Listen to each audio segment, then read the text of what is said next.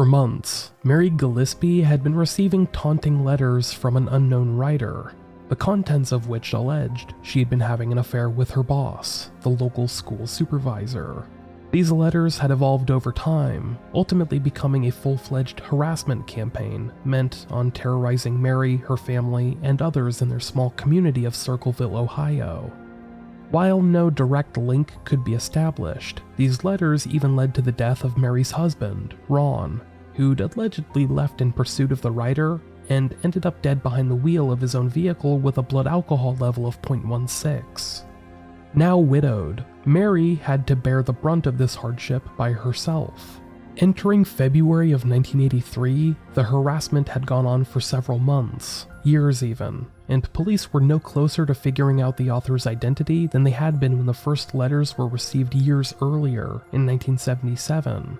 But on February 7th, 1983, things took an unexpected turn.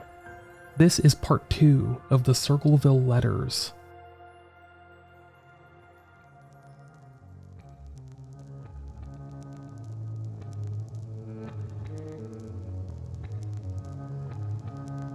There was a light snow that day, and Mary had supposedly been tearing down signs for weeks.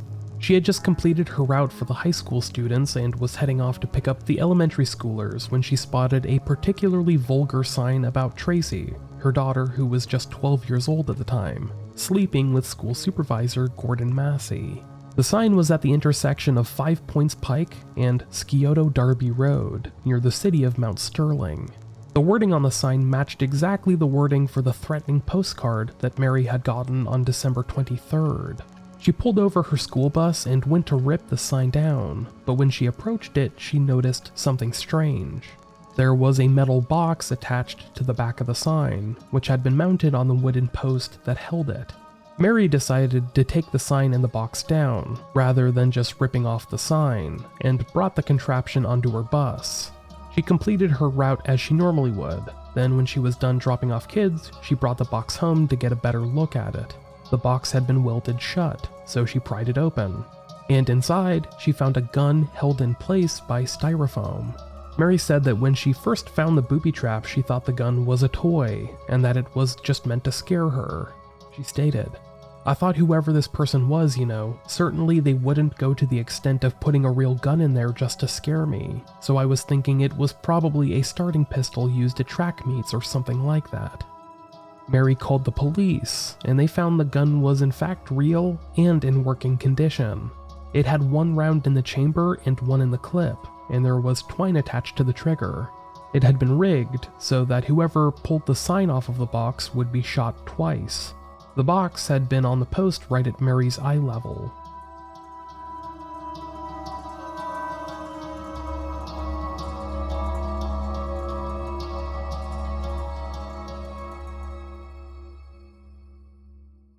In processing the scene, police found only small footprints left in the snow as the sole clue of who had been there.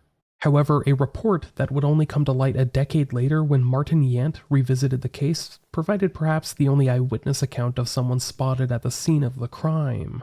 Another bus driver who had driven past 5 Points about 20 minutes before Mary did told Martin Yant that she saw a man standing beside an El Camino at the spot the sign would later appear at. The man had his back turned facing the woods like he was urinating, so the driver couldn't see his face. She described him as a tall man with sandy hair. This account would not come out until over a decade later, in 1994.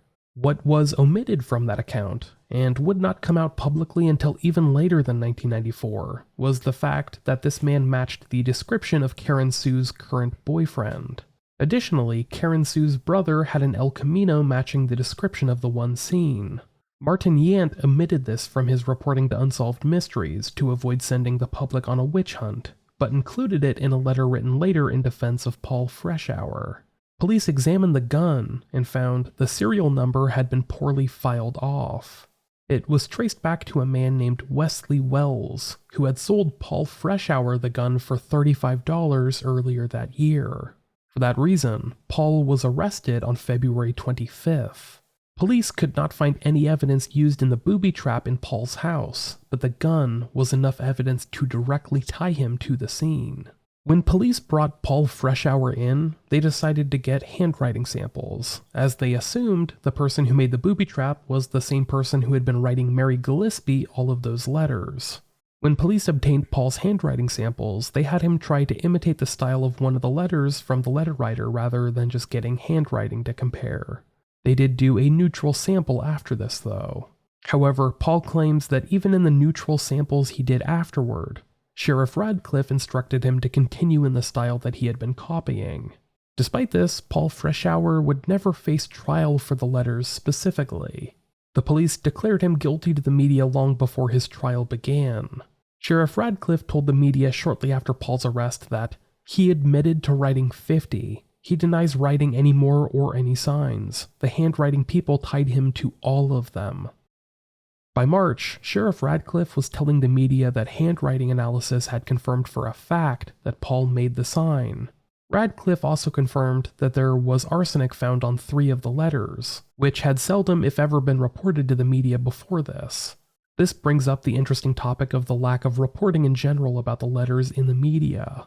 Up until Paul was arrested, there was virtually nothing publicly reported about the letters, even though they had been going on for years at this point. The archives of the Circleville Herald have not been digitized, so it's impossible to check all of them, but a search of relevant dates has revealed a startling lack of coverage. When Ron Gillispie was killed, the Herald made no mention of the letters. Nothing was mentioned about the letter writer who had been terrorizing Ron's family, who he supposedly died trying to catch. When Paul Freshour was arrested, the Herald included only the same information as the Columbus Dispatch and all other Ohio papers, and gave no additional backstory or information. The Circleville Herald pretty much only ever reprinted the same information that was printed in other Associated Press stories, and made no effort to cover the story in any other capacity. This could mean any number of things, of course, but it's worth pointing out. After Paul's arrest, Karen would later make the claim that she'd known Paul was the letter writer before she moved out and divorced him. She claimed that she'd found 2 letters, one under Paul's bed and one that she fished out of the toilet because it had clogged it. On the second letter, she could make out that it said Gillispie on it.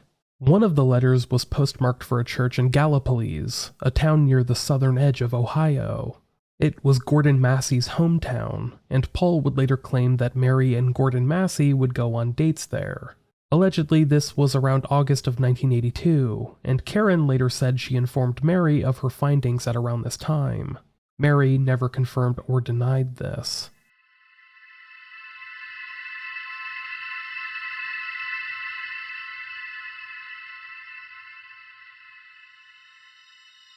A month after Paul's arrest, Ron's parents received a letter postmarked March 28, 1983. It was similar in content to the previous letters. However, instead of being from Columbus, this one was postmarked from Circleville. Police, assuming Paul had masterminded the letter from behind bars, looked into inmates who had recently been released from the prison he was being held at. There was only one man who had been released that day. However, when police arrested him, he was drunk, and the polygraph test they administered was unusable. With nothing to prove a connection, 2 days later Paul was released on bail. He admitted himself to the psychiatric ward of Riverside Methodist Hospital in Columbus shortly after. He said he wanted to have things checked out after his time in jail. He later stated, "I have to be in good mental health because I'm fighting for my life." It would later come out that he'd considered the insanity defense, but decided against it after doctors said he seemed to be of sound mind. When he was in the hospital, Paul spoke extensively to the media professing his innocence. He stated, "Me and my wife are in the biggest divorce battle in Ohio, so why would I go down to Pickaway County and try to dispose of Mary Gillispie? Why wouldn't I dispose of my wife? She's the one I'm mad at." During this interview, Paul admitted to writing 5 letters and confirmed that these were only the letters that he collaborated on with Mary, Karen, and Ron to David Longberry, their original suspect. As the trial approached, both Paul Freshour and Sheriff Radcliffe spoke to the media with abandon, with Paul swearing he had no motive to hurt Mary, and Sheriff Radcliffe telling the media that they already knew he was the man who did it. Despite the fact that he was a suspect in a murder investigation and had admitted to hitting Karen, Paul won custody of his daughters on May 9th. By that point, Karen and Paul both had restraining orders against each other. On July 28th, over 60 letters were mailed out, and many residents brought them straight to Sheriff Radcliffe unopened. They were ready for the mystery to end. Leading up to the trial, Paul told the media that he was going to represent himself because he couldn't afford a lawyer. Eventually, he was able to get a public defender named Vincent D. Pascal, but this representation came with conditions. The prosecution was only going to be allowed to show 39 letters to the jury, but if Paul took the stand, they were going to be allowed to show the jury all of the letters, over 1,000 in total. D. Pascal apparently told Paul that he would not represent him if all letters were admitted into evidence, so Paul agreed and was not allowed to take the stand at any point in the upcoming trial. Paul Freshour also tried to get a change of venue, as many people in town had been affected by the letters, but he was denied as the court felt they could still find an impartial jury. Anyone summoned for the jury who had personally received a letter, or had a close friend or family member receive a letter, was excused and replaced. They were told that for the duration of the trial, they needed to have their mail screened to ensure the letter writer could not reach them. The trial began on October 24th, 1983, and would last just 4 days. Roger Klein was leading the prosecution, and one Judge William Ammer was presiding. The prosecution claimed that Paul Freshour was the one to put the sign and booby trap up on February 7th, as he had taken a floating holiday from work that day. But in his defense, he had 2 witnesses that placed him at home on the day in question. Friend Mike Faulkner testified on the stand that he had stayed over at Paul's house the night of February 6th and had not woken up until 12:30 p.m. He then stayed there until 4:30. Another witness, Kathleen Pence, said that she stopped by Paul's house at around 3:30 p.m. to see if her daughters had come over to play with the kids after school, and she saw Paul there. Grove City is about 30 minutes away from Circleville, but the area where 5 Points Pike is closer, about 15 to 20 minutes away. On October 25th, the jury was read a selection of 39 of the threatening letters. The jury was told that the letters were being presented only to give them an idea of the state of the mind of the defendant. Paul and his legal counsel were denied discovery of the letters, and could not prepare for those that had been selected. Mary Gillispie took the stand during the trial. There, she finally admitted to the court that she and Gordon Massey had been sleeping with each other. But she also said that that had not started until Ron died, and Massey divorced his wife in 1978. This lie, along with her blatant mishandling of evidence, makes it difficult to see the rest of her story as completely factual, even if most of it might have been. The gun itself was a topic of great importance during the trial, as Paul claimed it was stolen, but he had never actually filed a report for it. Paul stated that someone had burglarized his home in January and stolen it then, but for some reason he had never reported the robbery to the police. Family friend Chuck Spence testified that Paul had noticed the gun was missing before February 7th and had asked him to help him look for it prior to the incident. Another nearby resident, Connie Mangus, would later claim that she told the police she'd actually seen someone else with the gun on February 6th. The identity of this person has never been made public. This evidence did not come to light until after the trial, and police claim to have had no knowledge of this report. Had the evidence come to light during the trial, it may have helped in Paul's favor. Strangely enough, when the show Unsolved Mysteries would later cover this story, Paul contradicted his own statements about the burglary. Paul told the show that he had not seen the gun for a long time. He said he had no idea when it went missing, or that it even went missing, and did not mention a burglary. Decades later, family friend Pam Stanton would tell the show 48 Hours that it's possible Paul was worried that his son Mark had stolen the gun, and was simply covering for him. But none of that factored into the trial. The evidence pointed to the gun belonging to Paul Freshour. His lawyers, the defense, spent much of their testimony attacking Mary Gillispie's character. They tried to argue that it was possible Mary built the booby trap herself in order to send Paul to jail, and had actually not been found along the roadside. Paul's legal team apparently set out at 5 Points Pike to see approximately how many cars drove past the intersection in a day and counted 35, and pointed out that no one else had seen the sign at all that day. The defense had a local woman named Shelby Tucker testify that she had driven past the intersection at 6:50 a.m. and 7:20 a.m. and did not see the sign. But she did see Mary Gillispie stop her bus when she drove past again at 3:30 p.m. Going into the trial, the prosecution failed to disclose they actually did have a witness who had seen the sign aside from Mary, which blew a hole through the defense's main argument that the sign might not have actually ever been posted. Another local resident, Kenneth Reed, testified that he saw the sign up between 11:30 a.m. and 12 p.m. Reed was the treasurer of the Westfall School District. Paul Freshour would later claim that Reed had once been a suspect in the investigation, but this is not backed up anywhere else.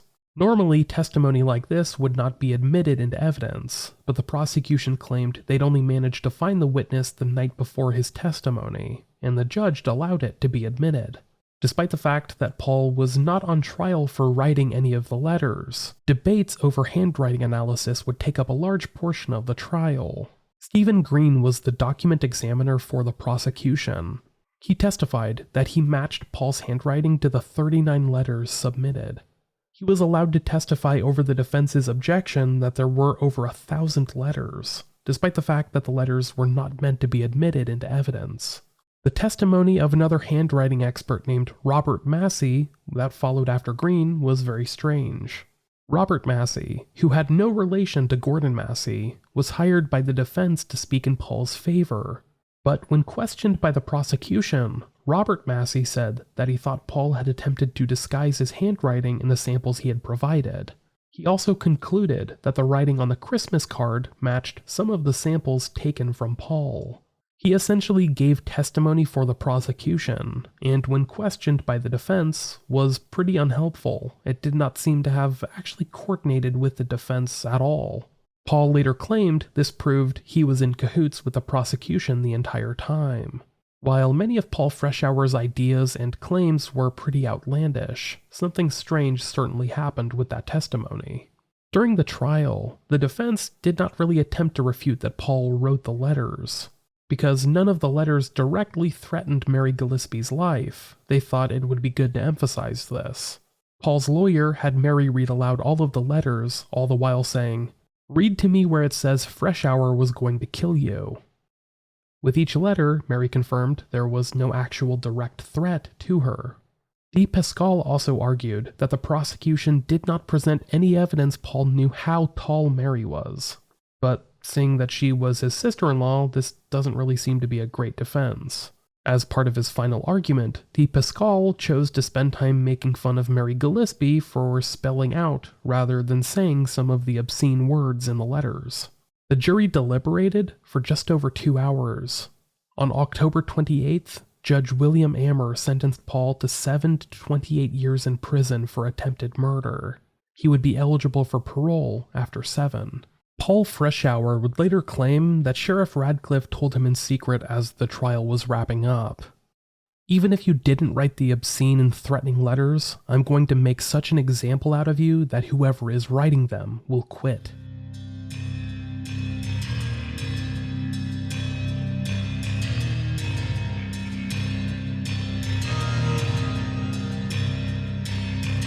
During the time that Paul Freshour was incarcerated, the letters did not stop. In fact, some of the most bizarre tangents and mysteries surrounding this case would crop up during this time. Hundreds more letters would be sent out in the years following the arrest of Paul Freshour. Some of these letters were signed by one W. Massey. One of the favorite theories among internet sleuths is that Gordon Massey's son, William, is actually the letter writer. And it may very well have been a theory around town, as whoever was writing these letters saw fit to frame him. Massey's son would have just graduated high school a little bit before the letters started, and some theorized that he started writing the letters because he was upset about his father's affair.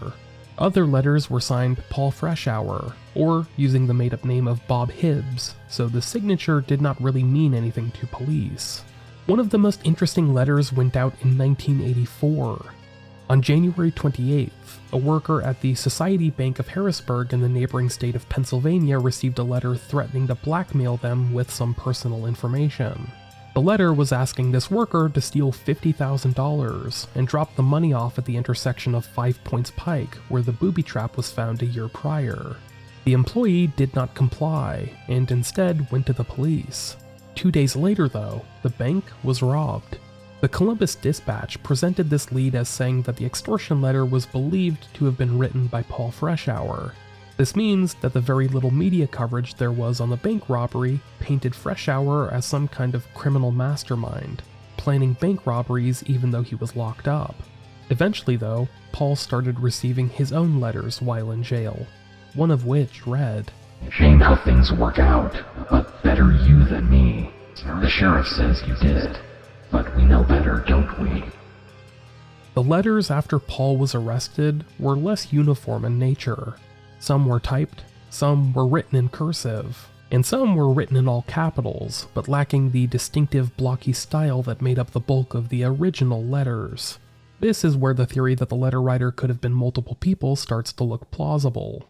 Sheriff Radcliffe told the Columbus Dispatch in 1986 that, "We don't have any way to prove that they're coming from him. There are letters coming out, though. They may be some people out here writing copycat letters. I think we got the right man. I know what Freshour wants. He's trying to say, look, I'm in prison, but the letters have never stopped. All he wants is publicity."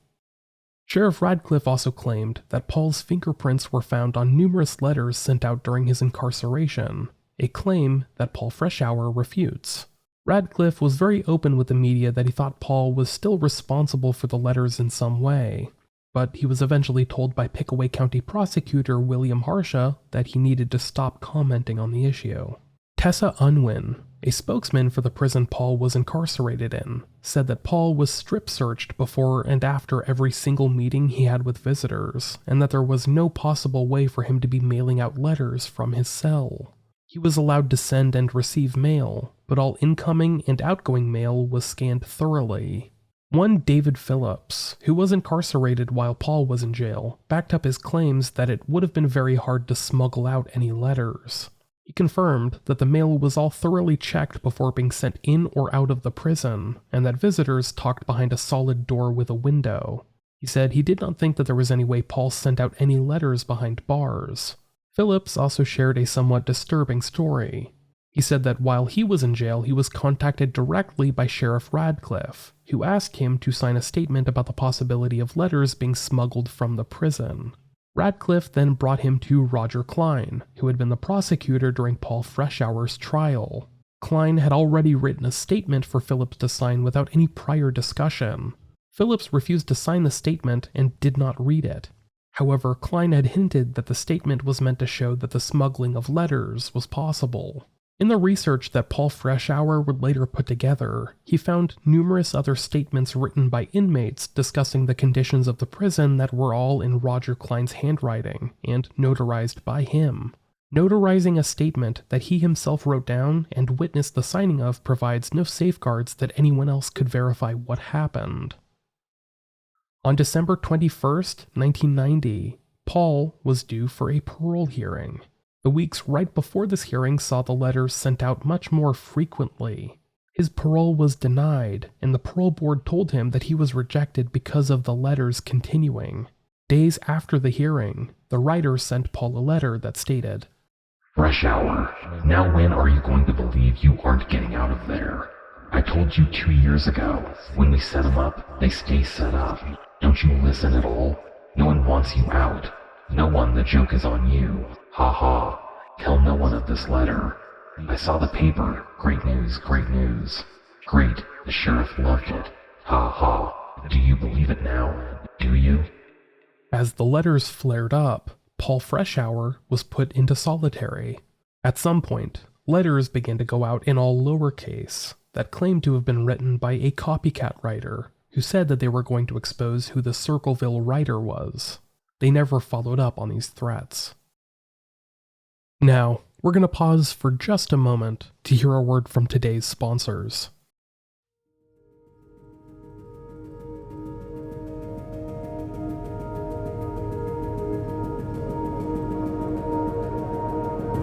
The year of 1991 brought some more strange developments to the case when the murder of Vicky Koch would once again resurface, but much of the information from this development came from Paul's writings. Paul claims that numerous letters were sent out saying that a dead baby's grave would be ransacked and the bones mailed out at random if Vicky Koch's murder was not investigated.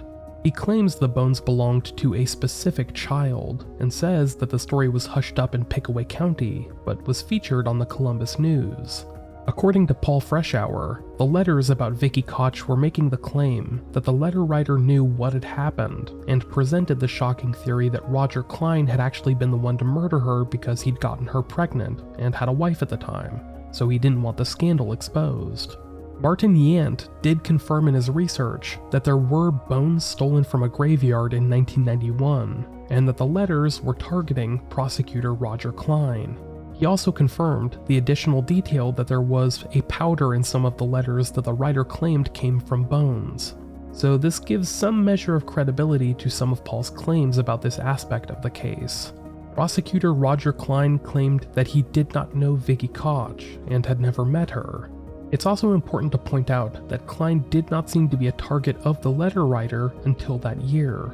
Not once did the letter writer mention Klein during Koch's actual disappearance, and it's certainly interesting that Klein became the target of murder accusations after it came to light that he had engaged in some questionable tactics to keep Paul Freshour behind bars. Sheriff Radcliffe accused Paul of once again being responsible for all of these letters. He passed a polygraph test, and a handwriting expert testified during the investigation that Paul had not written these specific letters. Another strange tangent that's mentioned largely only in the writings of Martin Yant would happen the following year. On March 16, 1992, a letter written in all lowercase was mailed out that claimed that prosecutor Roger Klein had killed Ron Gillispie, Mary's husband. A follow-up letter was sent to the same person later that held confusing and vague accusations that there had been many booby traps set at school near Circleville and that Vicky Koch was killed for knowing too much. Soon after this, multiple letters went out where the writer threatened to write the phrase, "I'm going to kill a waitress," on bathroom walls all over Columbus if the corruption in Circleville wasn't exposed.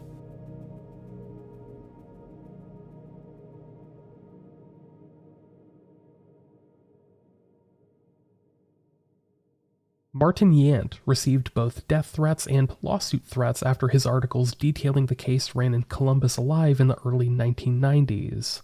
Karen, who had since remarried and was now Karen Sorek, called Yant numerous times to harass him about the articles. She seemed especially upset about the details he had released about the El Camino, the man seen planting the booby trap device, though he had omitted the fact that her brother owned one from the articles. Yant would later say about Karen, "In my 22 years as a journalist and investigator, I don't think I ever met an individual so consumed with such irrational hatred for another and a willingness to say anything, no matter how proverbially false, to defame him." Yant went on to say that he strongly believed Karen Sorek had been manipulative and had played a serious role in getting Paul, her ex-husband, arrested. Eventually, much of Martin Yant's research would reach a wider audience in the Unsolved Mysteries episode that aired about the case. This is when much of the important information came out to mainstream news. While Martin Yant was helping the show with creating the episode, apparently Karen Sorek would watch the office where the Unsolved Mysteries crew were interviewing people, and took pictures of everyone who went in to talk to them. Prior to running the episode, in December of 1993, someone mailed a card to the Unsolved Mysteries mailbox that read as follows: "Forget Circleville, Ohio. Do nothing to hurt Sheriff Radcliffe. If you come to Ohio, you El Sickos will pay. Signed, the Circleville writer."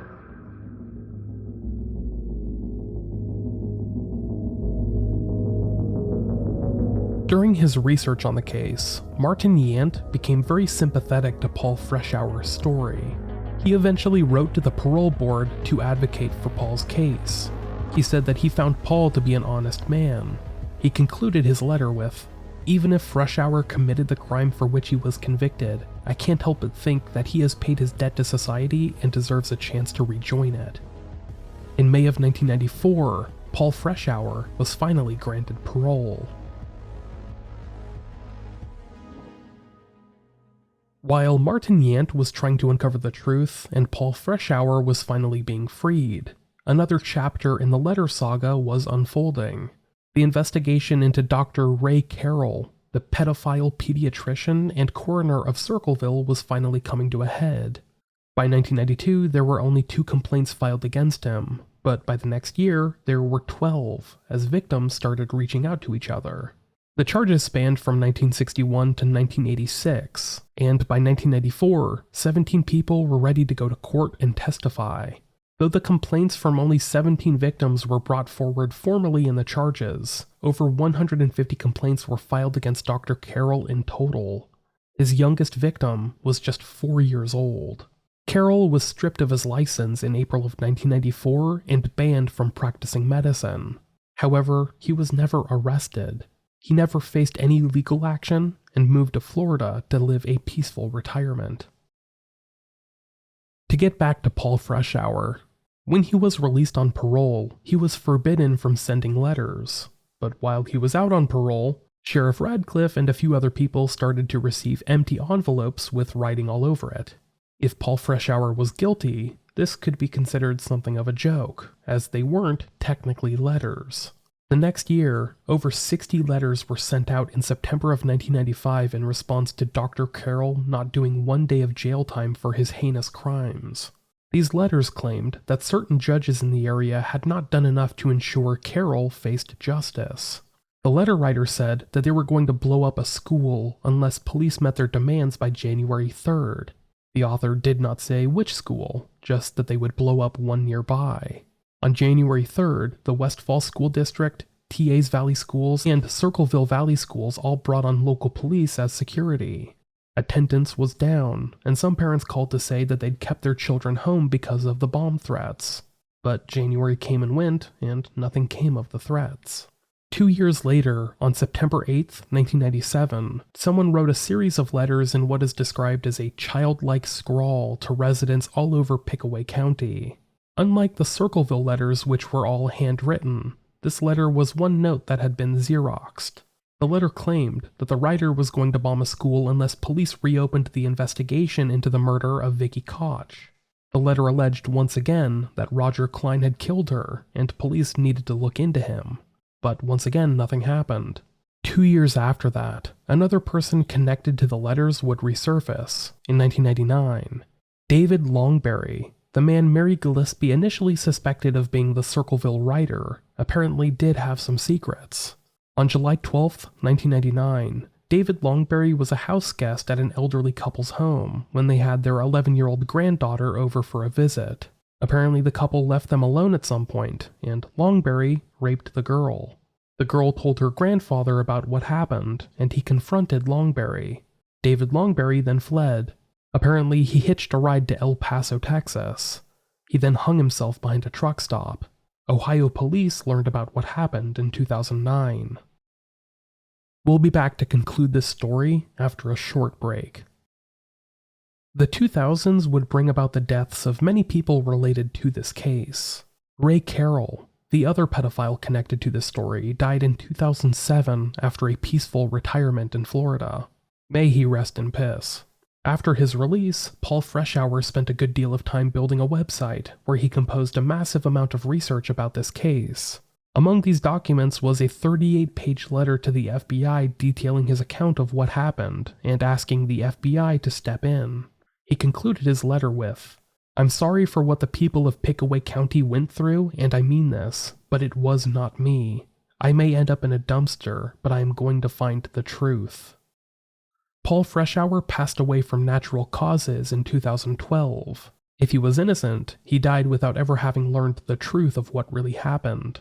His nemesis, Sheriff Dwight Radcliffe, died 8 years later in 2020.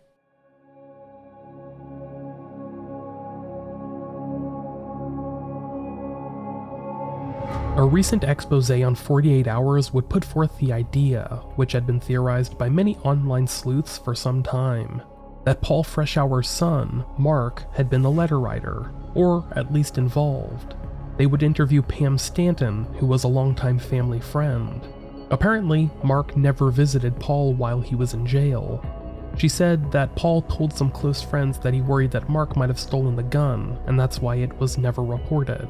Pam stated, Uncle Paul would have died before he'd have seen Mark go to jail. On September 11th, 2002, Mark Freshour killed himself. Karen said Mark had been suffering from depression for years. Pam thinks Mark may have felt guilty for his dad taking the fall for him. The 48 Hours expose would delve into numerous theories and interview several experts. FBI profiler Mary Ellen O'Toole examined the letters, and she thinks that there is a possibility the letter writer was a woman because they went out of their way to talk about their girlfriend and present themselves as a man. She also said that the typos and simple sentence structure did not seem to point to someone with Paul's level of education, as he had a master's degree. Many people theorized that Mary herself orchestrated at least some of the letters, so this gives some plausibility to that theory. Handwriting expert Beverly East disagrees. She examined the letters and believes there is no doubt that Paul is guilty. She said she would swear in court that his handwriting matched the letters.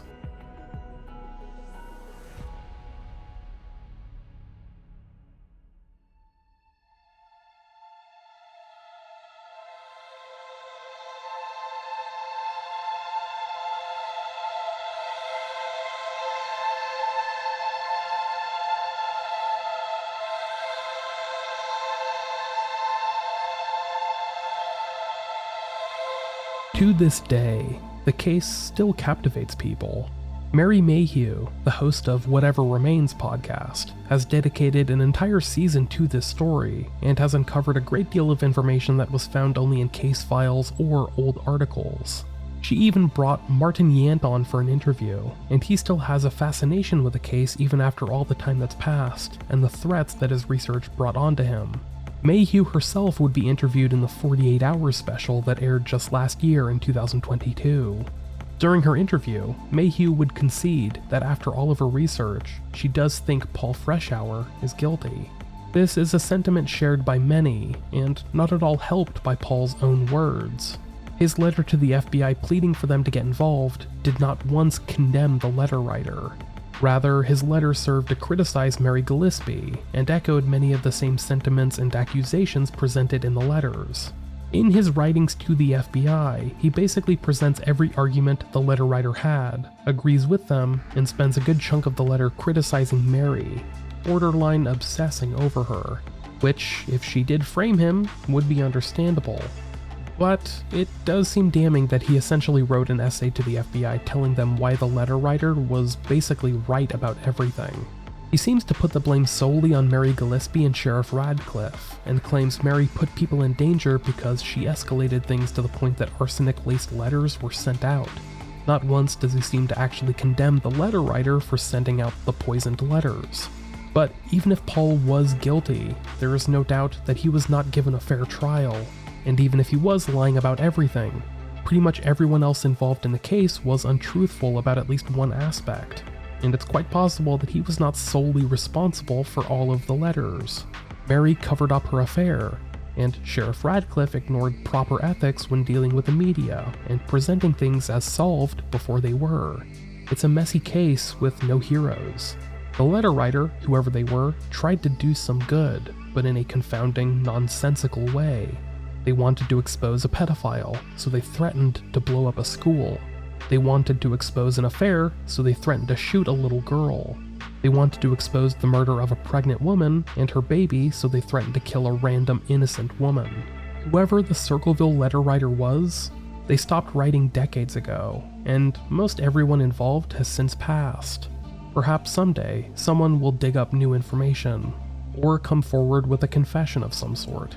But until that day comes, the mystery of the Circleville letters will remain unresolved.